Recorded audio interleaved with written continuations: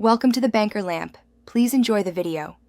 You already have the essentials: a charged camera or phone and emo styling. Start now by picking a moody corner on Berry Avenue with textured walls. Position your subject 3 to 6 feet from the background to create depth.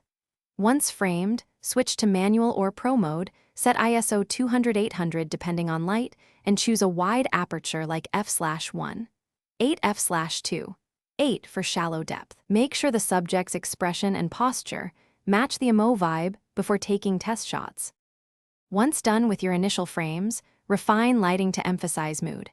Add a small LED off-camera or use a reflector to create subtle rim light, which separates the subject from the background. Make sure to set white balance slightly cooler to achieve bluish emo tones and underexpose by 1/3 to 1 full stop to deepen shadows. Move closer for intimate portraits, vary angles, and instruct the subject to hold still for slower shutter speeds while maintaining natural emotion in their expression. You finish by editing to cement the emo aesthetic, increase contrast, lower highlights, deepen blacks, and apply a cool split tone or blue tint. Make selective adjustments to eyes and hair to draw attention. Once satisfied, export a high-quality JPEG for upload and keep a full resolution original.